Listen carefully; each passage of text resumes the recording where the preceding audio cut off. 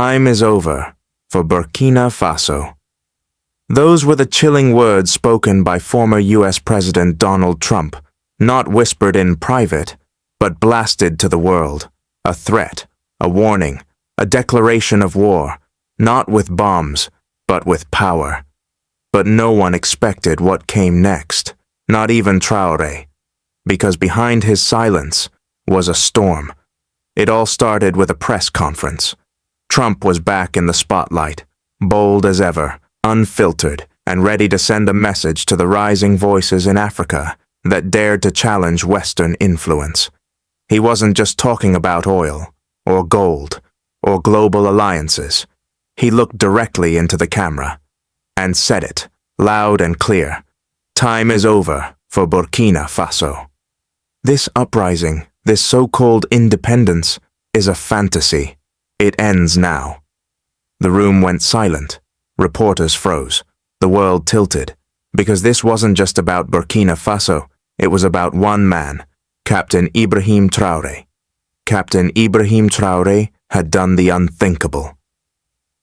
At just 34 years old, he didn't just talk about change, he embodied it. He kicked out the French military. He rejected aid strings. He nationalized resources.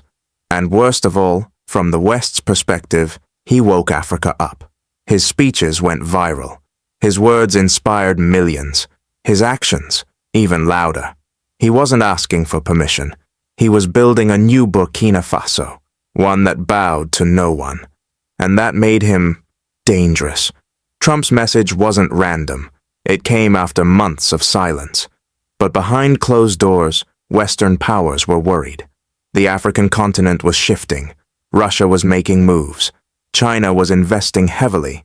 And young African leaders, like Traoré, were rejecting the old puppet strings.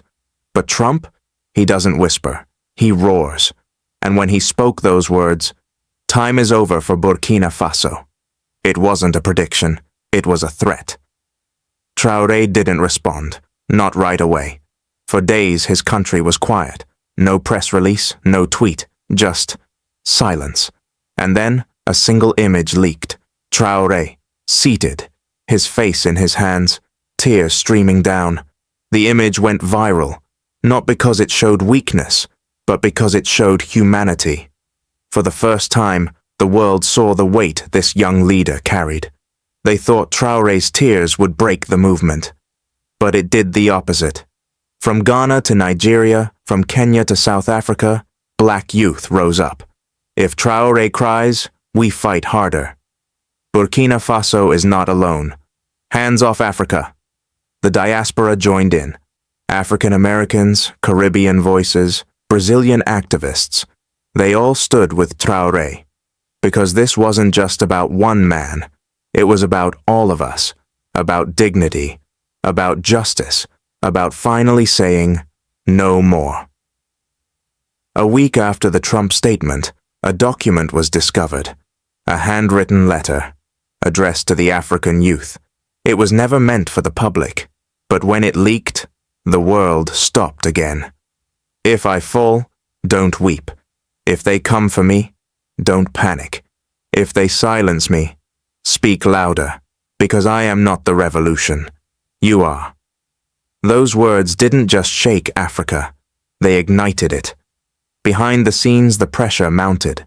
Banking sanctions were threatened. Intelligence reports whispered of coups. Ambassadors delivered friendly ultimatums. Cooperate or collapse. But Traoré refused to blink. He met with his people. He walked through his villages. He looked children in the eye and promised, "We will not kneel again." But Trump wasn't done.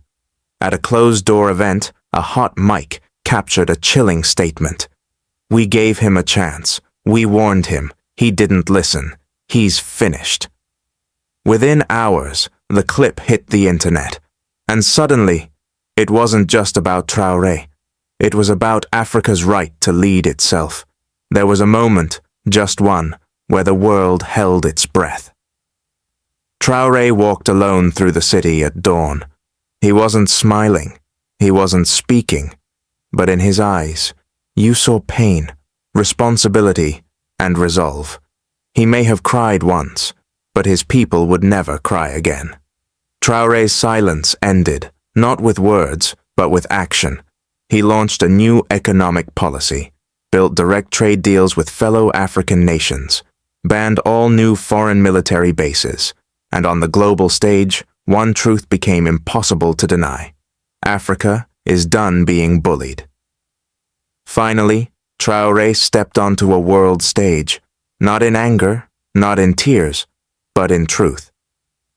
If time is over for Burkina Faso, then it's time for Africa to begin. Trump wanted to end Traoré's story.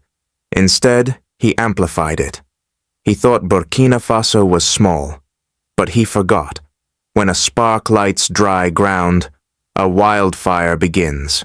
From the villages of Ouagadougou, to the streets of Atlanta, to the classrooms in Ghana, to the markets of Tanzania. Traoré's words echo. I am not the revolution. You are. And now, the world listens. But more importantly, Africa speaks.